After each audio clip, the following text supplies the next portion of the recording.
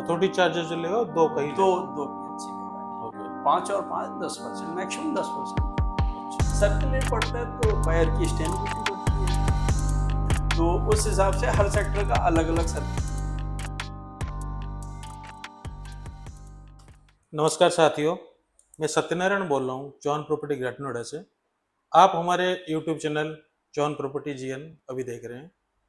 आज हमारे साथ हैं हमारे ऑफिस के एमडी मिस्टर उमेश सिंह चौहान जी।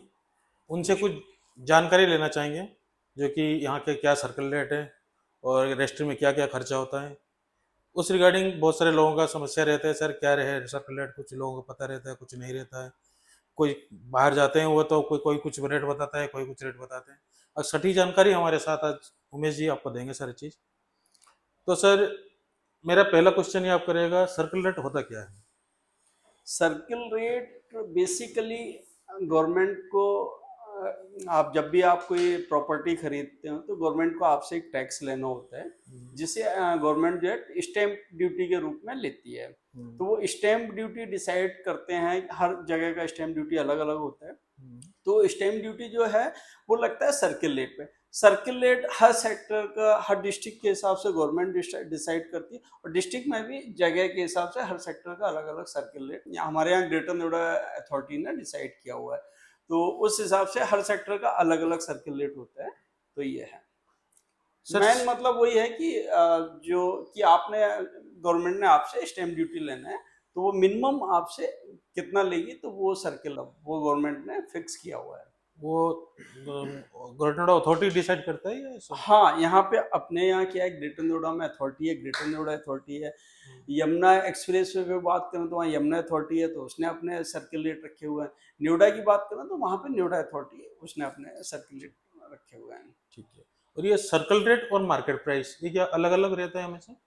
हाँ, सर्किल रेट गवर्नमेंट डिसाइड करती है, उसने कितना टैक्स लेना है जमीन पे। यहाँ तो हम जमीन की बात कर रहे हैं, प्रॉपर्टी पे कितना टैक्स लेना है तो वो गवर्नमेंट डिसाइड करती है।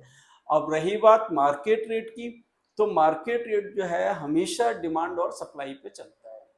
जब मार्केट में बूम होता है, डिमांड काफ़ी ज़्यादा होती है, तो सेलर अपने प्राइस बढ़ा देता है और मार्केट में प्रॉपर्टी के रेट बढ़ जाते हैं।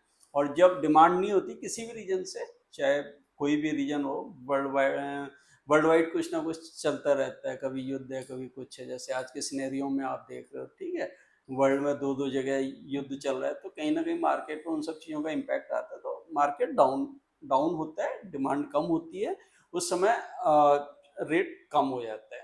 तो डिमांड एंड सप्लाई है बेसिक रूल जो है इसका। रजिस्ट्री सर किस रेट पे होता है ये? रजिस्ट्री जो है मिनिमम जो सर्किल रेट गवर्नमेंट ने डिसाइड किया हुआ, हर सेक्टर का एक सर्किल रेट डिसाइड किया हुआ, उसी रेट पे रजिस्ट्री होती है हमेशा। वो सर्किल रेट आपको कैलकुलेशन करना होता है, वो मैं आपको बता दूंगा कैसे कैलकुलेशन करते हैं। अगर सर्कल रेट सर बढ़ जाता है तो फिर बायर को क्या इफेक्ट करता है इसमें? सर्किल रेट बढ़ता है तो बायर की स्टैंप ड्यूटी बढ़ती है, उसके उसकी जो रजिस्ट्रेशन कॉस्ट है वो बढ़ जाती है। अच्छा, सेलर को भी कोई इम्पैक्ट करता है इस चीज़ से? सेलर की टैक्स कैलकुलेशन में फर्क आता है। अच्छा। हाँ, थोड़ा सा। तो ग्रेटर नोएडा में किस किस एरिया में क्या सर्कल रेट है, इसके थोड़ा सा जानकारी हमें भी चाहिए, तो आप दे सकते हैं इसके बारे में? हाँ, ग्रेटर नोएडा में मैं सेक्टर वाइज आपको डिटेल्स दे देता हूँ, किस सेक्टर में क्या सर्कुलेट है, तो उसके लिए मैं आपको समझा देता हूँ एक बार। बात बात करते हैं sector wise. Alpha alpha 1, alpha 2, gamma 1, gamma 2, beta 1, beta 2, delta 1, 2, 3 and Swarnnagri. Sector 1, sector 2, sector 3, sector 4, sector 10, sector 12, sector 16 और 16B और 16C। ये सेक्टर यहाँ का सर्किल रेट है 51,363 रुपीज पर मीटर के हिसाब से। अब नेक्स्ट जो पार्ट है, उसमें इन्होंने जो रखा हुआ है वो है चाई 3, चाई 4, चाई 5, चाई 5 एक्सटेंशन, पाई 1 2 3, P4 5 6 7, P8, पाई 1 2 5 5 5354 और sector 36, sector 37, sigma 1, zeta 1, zeta 2, mu 1, mu 2। इसका जो सर्किल रेट अथॉरिटी ने रखा हुआ है वो 47,413 रुपीज पर स्क्वायर मीटर। अब नेक्स्ट जो स्लैब है उसमें सेक्टर आते हैं आपके Omicron 1, Omicron 1A, Omicron 2, Omicron 3, XU1, XU2, XU3, sigma 2, ईटा 1, सिग्मा 3, सिग्मा 4। इन सेक्टर्स का सर्किल रेट जो अथॉरिटी ने रखा हुआ है वो है 44,779 रुपीज पर स्क्वायर मीटर। अब नेक्स्ट स्लैब जो है फोर्थ स्लैब, 4 स्लैब हैं इसके। लास्ट स्लैब जो है इसमें आता है सेक्टर 11, सेक्टर 17 और सेक्टर 20। यहाँ का जो सर्किल रेट रखा हुआ है अथॉरिटी ने 34,680 रुपीज पर स्क्वायर मीटर का रखा हुआ है। तो ये मैंने आपको ग्रेटर नोएडा के सारे सेक्टर का सर्किल रेट ये सर सेक्टर हर फाइनेंशियल ईयर में चेंजेस होते हैं रेट या फिक्स रहते हैं? ये हर फाइनेंशियल ईयर में चेंज होता है। ये जो मैंने अभी आपको बताया ये 2026 और 27 का जो गवर्नमेंट ने डिसाइड किया वो सर्किल रेट है। ओके। और सर हम कुछ मान लीजिए सपोज कोई भी सेक्टर है ग्रेटर नोएडा अथॉरिटी का, उसके अंदर जितने भी मान लीजिए जू3 अगर हम कंपेयर करेंगे 120 स्क्वायर मीटर का सारे प्लॉट है, उसके सारे प्लॉट का सर्कल रेट एक है या अलग अलग रहता है? एक सेक्टर का एक होता है। अगर कुछ जैसे ग्रीन बेल्ट है, क्यों मार्केट में कहते हैं ग्रीन बेल्ट है तो रेट उसका इतना बढ़ जाएगा, पार्क फेसिंग है तो रेट थोड़ा सा बढ़ जाता है, तो बहुत उसके बढ़िया क्या चेंजेस रहता है? बहुत बढ़िया क्वेश्चन किया आपने। एज ए बायर की दृष्टिकोण से अगर मैं बात करूं कि ये कंफ्यूजन होता है मार्केट में। अब अगर होता है कि ग्रेटर नोएडा की जो भी कोई भी प्रॉपर्टी है तो यहाँ पे क्या है, एक PLC prime location charge, prime location में आपका कॉर्नर आता है, पार्क फेसिंग आता है, ग्रीन बेल्ट आता है। तो या कोई चौड़ी रोड है 18 मीटर है तो उसके तो उन सब के अलग अलग चार्जेस होते हैं। 5% एक पीएलसी होती है। सपोज कोई पार्क फेसिंग है तो उस पर 5% एक्स्ट्रा लगेगा। उसके अलावा पार्क के साथ में अगर वो कॉर्नर भी है तो 5+5 तो 10% पीएलसी लगेगा। ओके। क्योंकि दो उसमें प्राइम लोकेशन होगी, एक तो पार्क हो गया, दूसरा कॉर्नर हो गया। तो इस तरह अगर से 18 मीटर रोड है, ग्रीन बेल्ट है प्लस कॉर्नर है तो 3 पीएलसी चार्जेस लग जाएंगे उसमें? नहीं, गुड क्वेश्चन। बट क्या है, ग्रेटर नोएडा में मैक्सिमम 2 पीएलसी चार्ज करते हैं। अच्छा। 3 कभी नहीं करेंगे। बेशक 3 उसमें प्राइम लोकेशन है बट वो 2 ही का लेगा। अथॉरिटी चार्जेस जो लेगा 2 का ही लेगा।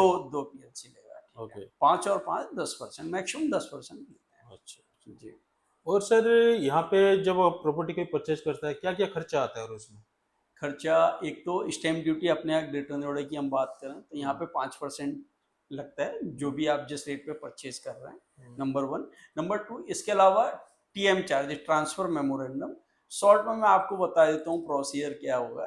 अथॉरिटी, ग्रेटर नोएडा अथॉरिटी में जो भी प्रॉपर्टी है या नोएडा या ग्रेटर नोएडा या यमुना अथॉरिटी भी आप ले लेते हैं, यहाँ पे सारी प्रॉपर्टी 99 ईयर की लीज पे आपको अथॉरिटी देती है।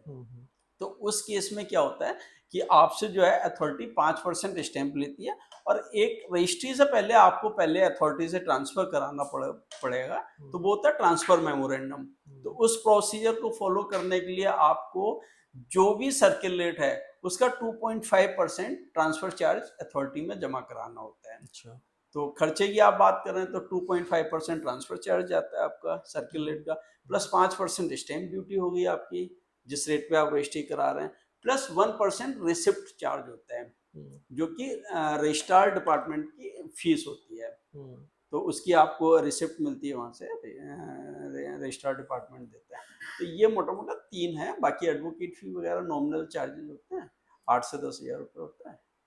टोटल 7% के आसपास। 5 स्टैम्प हो गया, 1% की रिसिप्ट होगी, 6% हो गया और लगभग 1% आप मान सकते हैं ट्रांसफर का चार्जेस भी होता है। तो लगभग 7 ये हो गया। 7%। बाकी एडवोकेट फी होगी तो ये। अच्छा, अगर इसी सेम प्रॉपर्टी को हम रजिस्ट्री करते टाइम मान लीजिए कोई घर की वाइफ के नाम से रजिस्ट्री करते हैं तो क्या कुछ का डिस्काउंट मिलते हैं उसमें? हाँ, गुड क्वेश्चन। दरअसल क्या है, यूपी में आप नोएडा, ग्रेटर नोएडा को छोड़ दें तो बाकी और जितनी भी जगह हैं जो डिस्ट्रिक्ट हैं, पुराने शहर हैं, उन सब में क्या है, स्टैम्प ड्यूटी लगभग जनरली 7% लगता है, और अगर आप लेडीज के नाम पे कराते हैं तो 5% लगता है। लेकिन यहाँ पे क्या है, आप शुरू से ही 5% इन्होंने रखा हो, तो ये फ्लैट है, चाहे वो वुमेन हो या जेंट्स हो, सबके लिए सेम है। तो वो अलग से कोई ऐसा नहीं है कि आपको अलग से आप लेडीज के नाम से करा लें तो आपको कुछ छूट मिलेगा, तो यहाँ नहीं है, ग्रेटर नोएडा में नहीं है सर। और सर मेरे मन में एक क्वेश्चन और आ रहा है, मान जी लीजिए बताइए। किसी प्रॉपर्टी का सर्कल रेट अभी जैसे आपने बताया तो वो जमीन का बताया आपने, जी प्लॉट का आपने रेट बताया, अगर उसमें ग्राउंड फ्लोर बना हुआ है तो क्या सर्कल रेट सेम ही रहेंगे या कुछ चेंजेस हो जाते हैं? Good question. दरअसल क्या है, ये तो मैंने आपको कैलकुलेशन बताई प्लॉट की, लेकिन हमेशा प्लॉट ही नहीं खरीदा जाता, ठीक है। प्लॉट पे घर बना हुआ तो उसकी कैलकुलेशन कैसे करेंगे वो मैं आपको बता देता हूँ। उसमें एज ए एग्जाम्पल 120 मीटर का आप कैसे करेंगे वो मैं आपको बता देता हूँ। उसमें एज ए एग्जाम्पल 120 मीटर का आप प्लॉट ले लीजिए, ठीक है। सपोज आपने 120 मीटर का प्लॉट लिया सेक्टर अल्फा 1 में, तो अल्फा 1 में 120 मीटर प्लॉट जो आप परचेज कर रहे हैं, वहां का जो सर्किल रेट है वो है लगभग 51,363 रुपए पर मीटर। तो आप 120 को 51,363 से मल्टीप्लाई कर देंगे। इसके बाद में जो कॉस्ट बनती है इसमें, अब आप देखना इसकी कंस्ट्रक्शन कितनी हो रखी है। सपोज ग्राउंड फ्लोर बना हुआ है तो इसका आप देखेंगे कवर्ड एरिया कितना है। 75% होता है ग्रेटर नोएडा में, इससे ज्यादा आप नहीं बना सकते। तो 75% इसका 90 मीटर बनता है। तो 90 इंटू 120, 90 इंटू 15,000 रुपए जो इसका कंस्ट्रक्शन कॉस्ट आती है सर्किल रेट के हिसाब से, वो मल्टीप्लाई करेंगे, उसे आप ऐड कर देंगे तो आपका सर्किल रेट निकल के आ जाएगा। तो इसमें जितने फ्लोर बने होंगे मतलब उसमें मल्टीप्लाई 15 के साथ करना पड़ेगा जी, यही हिसाब रहता है? हाँ जी, 15,000 रुपए से कवर्ड एरिया से, कवर्ड एरिया से मतलब जो 75% बना हुआ है, जितने परसेंट बना होगा स्क्वायर मीटर में मल्टीप्लाई 15 से। हाँ जी, हाँ जी, उसका यही रेट रहता है। जी जी, दोनों का आप ऐड कर लेंगे तो वो जो निकल के आता है वो आपका सर्किल रेट बन जाएगा। तो सर अगर आप ग्रेटर नोएडा में परचेज करेंगे तो क्या क्या एरिया उसका ग्रेटर नोएडा में थोड़ा ज़्यादा डिमांड रहता है अगर रहने के हिसाब से है? ग्रेटर नोएडा देखेंगे तो जब कॉस्ट हमारा डिपेंड करता है कितना पैसा, कम पैसा में और कहाँ हम परचेज कर सकते हैं ग्रेटर नोएडा में? दरअसल अगर सबसे सस्ते सेक्टर्स की बात करें तो परी चौक से थोड़ा सा आपको दूर जाना पड़ेगा। तो वहाँ पे आपको जू 1, जू 2, जू 3, ओमिक्रॉन, ये सेक्टर ऐसे हैं जो कि परी चौक से लगभग 6 से 10 किलोमीटर के डिस्टेंस पे हैं। तो वहाँ पे अभी रेट कम है। रीजन वही है कि परी चौक से डिस्टेंस ज़्यादा है और थोड़ा नए सेक्टर हैं ये। लगभग ये सारे सेक्टर जो हैं 2006 से 2011 के बीच में डेवलप किए अथॉरिटी ने। तो वहाँ आपको रेट सस्ता मिल जाएगा। वहाँ पे आप बात करें लगभग 180 से स्टार्टिंग होके और 220 तक की रेंज में आपको 120 मीटर का ग्राउंड फ्लोर बना हुआ मकान मिल जाता है। अगर सर कोई property first time Greater Noida आ रहा है तो प्रॉपर्टी की परचेज करेगा तो क्या क्या चीज़ उसे देखना चाहिए? जब मैं ग्रेटर नोएडा में जा रहा हूँ प्रॉपर्टी लेने के लिए तो कहाँ से लूँ, कैसे लूँ, प्रॉपर्टी के बारे में कैसे क्या जानकारी, कैसे क्या क्या चेक करना चाहिए उसे? उसके लिए सबसे पहले तो आप अपना बजट डिसाइड करें, ठीक है। बजट डिसाइड करने के बाद में एक आप अच्छा रियल एस्टेट एजेंट को सर्च करें और उससे डिस्कस करते हुए आपके बजट में जो सूट करता है वो चीज़ें आप देखें। और बस ध्यान ये रखें कि ऐसी जगह लें जहां आपको लोन मिल रहा हो और लीगल टेक्निकल इशू ना हो, और अथॉरिटी प्रॉपर्टी में इन्वेस्टमेंट करें तो उसमें आपको कहीं कोई दिक्कत नहीं है। तो सर उसका जो प्रॉपर्टी का जो प्रीवियस पेपर वगैरह है वो सारे कौन चेक करेगा हमारा? आपका जो रियल एस्टेट कंसल्टेंट है वो सारी उसी की जिम्मेदारी होती है। इसीलिए मैंने आपसे कहा कि सबसे पहले आप रियल एस्टेट कंसल्टेंट अच्छा ढूंढें। वो चॉइस में थोड़ा सा समय लगता है लेकिन उस पर आप समय दें। चलिए, अच्छा लगा उमेश जी बात करके आपसे। मैं आशा करता हूँ कि हमारे उमेश जी ने आपको काफ़ी कुछ समझाए होंगे, जानकारी कुछ काफ़ी दिए होंगे, और अधिक जानकारी चाहिए तो हमारे दिए हुए नंबर पे आप कॉल कर सकते हैं। हमारे चैनल को लाइक एंड सब्सक्राइब कर सकते हैं। धन्यवाद।